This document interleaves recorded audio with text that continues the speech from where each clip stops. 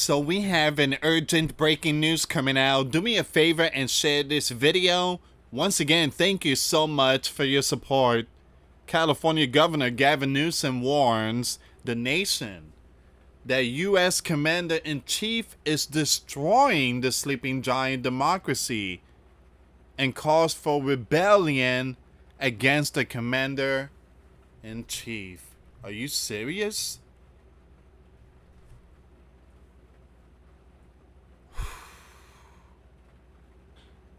This is your president. Gavin, this is your president. Oh, You want to form a rebellion against, your leader? The Bible tells us that we must look up to our leader and pray for them and, respect the high authority. You know who also formed a rebellion and it didn't work out for him? Man, Satan also formed a rebellion in the kingdom of heaven. And what happened to them? They were cast out. The angels told Satan and those fallen angels, you're out of here. You're no longer allowed in this kingdom of heaven. You don't form a rebellion to go against God. Now, I'm not saying Donald is God. I'm not saying that. But when it comes to higher power, like leadership and, commander-in-chief, you got to show the respect. And I did talk about this, even the Apostle Paul. You know how many times he was whipped? They tied him up and they whipped his back, and he says something to someone. And the Roman soldier is like, you do realize you speaking to a leader. Paul apologized and said, I'm sorry.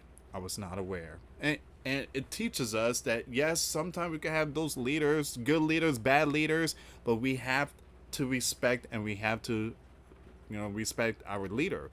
At the very end, we need to pray for them. We truly need to pray for them. So, yeah, we're going to see what's going on here, guys. Gavin is, it seems like calling for rebellion against the Commander-in-Chief, which is, All right, guys, before I start, for those of you that want to send us letters, a prayer request, you can send it to me, US Santiago, or my wife, Jessica Santiago, at 3432 US Highway 19, number 2, Holiday, Florida, 34691.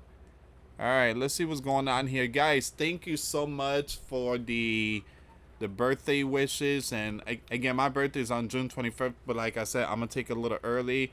My family's coming from another state and stuff, and I want to thank every single one of you for for your the support on the GoFundMe or the PayPal. Thank you so much for that. I really appreciate it. All right, so again, thank you so much for that gift. Also, thank you so much for the emojis and the birthday cakes and the balloons and stuff like that. Thank you so much. I really appreciate it. California governor delivered a powerful nationally televised address from Los Angeles, sounding the alarm on what he described as Commander-in-Chief assault on the sleeping giant democracy. The speech titled Democracy at a Crossroads came amid escalating tensions over Donald's deployment of military forces to quell immigration-related protests in LA, a move Gavin condemned as dangerous step towards authoritarianism. I totally apologize about the name. Gavin addressed was prompted by Donald's decision to federalize California National Guard and deploy 4,000 troops and 700 Marines to Los Angeles, action taken without the consent of state or local leaders. These forces were sent in response to the lawlessness group sparked by ICE raids. It's not like ICE went in there and say, hey, we want to start problems or trouble. Nah, they didn't went there. They went there because they were given order by Commander-in-Chief. But again, those who started, starting all the movements, due to ICE coming into their states, they're the one who started all the problem. It says here once again, ICE, which have stirred fear and anger in Southern California communities. Now, Gavin argued that the U.S. Commander-in-Chief actions were not merely about managing unrest, but part of a broader campaign to undermine democratic norms. Now, California may be first, but it clearly won't end here. Gavin warned, and other states are next. Democracy is next. The governor accused U.S. Commander-in-Chief of taking a wrecking ball to the checks and balances that define American governance, pointing to the leader disregard for legal constraints and congressional oversight. Congress is nowhere to be found, Gavin said, criticizing the House Speaker Johnson for failing to hold the administration accountable. Well, Gavin, you don't say nothing about your buddy Joe sending billions to Zelensky. You don't say nothing about that. Over $100 billion was sent to him. And here you are whining that Donald is spending $150 million in your state. He likened Donald tactics to those of authoritarian leaders, citing the president planned military parade in D.C. on June 14, coinciding with Donald's 79th birthday, as a vulgar display of the reminiscent of failed dictators. A sweeping military overreach. Gavin highlighted the scope of Donald military intervention, describing it as a military dragnet that went far beyond targeting lawlessness criminal. His agents are cuffing dishwashers, gardeners, day laborers, and seamstresses, Gavin said, emphasizing the indiscriminate nature of the enforcement operation. Okay, first of all, Gavin, he's not going after those that are legal here. He's going after those who are not supposed to be here. The one that are not paying taxes. I gotta say it like that. It just, man, it's written. He knows. He just feeding the public all these things. The deployment marked a rare instance of the leader mobilizing the National Guard against the state. Gov wishes, a precedent not seen since the civil rights movement of the 1960s. In response, California has taken legal action on June the 9th. Gavin announced that the state was suing Donald, calling the federalization of the National Guard unconstitutional and a manufactured crisis designed to sow fear and chaos. The Gov argued that Donald's executive order could allow similar military intervention in any state, posing a warning to the sovereignty of state gov nationwide. Despite the gravity of his message, Gavin urged these groups to remain peaceful, noting that 370 individuals have already been cuffed in LA for inciting lawlessness or destroying property. He called on Americans to stand up to Donald overreach. No. You can't. You want Sleeping Giant to be defiant against the leader. He called on the Sleeping Giant to stand up to Donald overreach through the democratic means, warning that the authoritarian regimes often begin by targeting vulnerable groups, but eventually warning everyone. If some of us can be snatched off the street without a warrant, based only on suspicion or the color,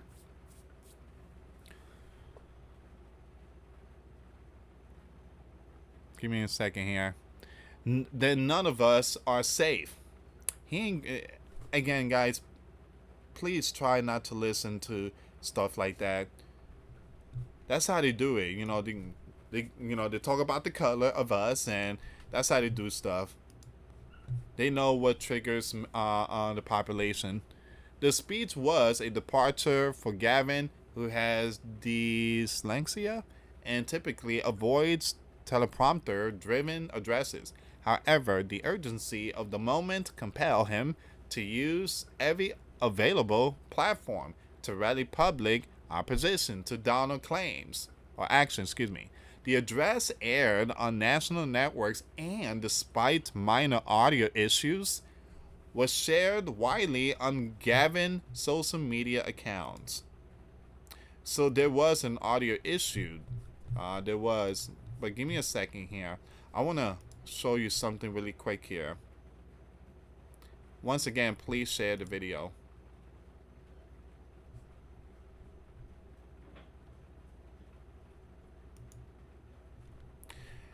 All right, so we did talk about this over in my new channel, Prepper Watch News, but this is something very important. You have 19 states, 35 cities are seeing it. This is just the tip of the iceberg. So the red one means major protest, the black one means protest, the yellow one is upcoming protest, and we are definitely seeing something. We are definitely seeing something here. In the recent days, a wave of lawlessness group against the sleeping giant ICE has swept across the sleeping giant, sparked by aggressive, I'm gonna skip that name, raids and the cuff of prominent union leader in Los Angeles. According to the Independent, demonstrations have erupted in 35 cities across 19 states, with thousands of these lawlessness groups taking to the street to oppose the commander-in-chief hardline policies. Man. And these are the one right here. You have New York City, Chicago, Austin, San Francisco, Atlanta, Denver, Santa Ana, California, San Antonio. And this is just the tip of the iceberg. There are other cities including Boston, Seattle, Philadelphia, Houston, and Washington, D.C. Now the big one is going to be June the 14th. You know, the one that Walmart is funding and stuff like that. So please stay home. Stay home. At the same time, you got these biblical war. You got Persia, Iran. They could call in the sleepers. They could call in the sleepers.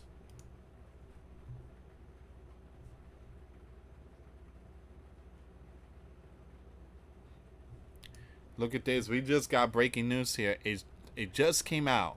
Just now. Give me a second. Let me pull this up really quick. It just came out. The sleeping giant troops deployed in Los Angeles have received authorization to detain individuals temporarily under local law enforcement can arrive to make formal arrests as confirmed by their commanding office on Wednesday. According to Yahoo News, this decision comes amid escalating tensions in the city, which is grappling with ongoing lawlessness group sparked by the Donald controversial of the ICE action. As the lawlessness group entered their sixth consecutive day, demonstrations remained predominantly peaceful, although there were instances of lawlessness. The unrest has not been confined to Los Angeles. It has spread to multiple cities across the sleeping giant, with hundreds of additional demonstrations planned for Saturday. We were just talking about that. Donald deployment for military forces to LA has ignited a nationwide debate regarding the appropriateness of utilizing the armed forces on American soil, particularly in a civil unrest context. California Gov has publicly opposed the move, leading to legal action as his administration has filed a lawsuit against the federal Gov in an attempt to halt the military involvement.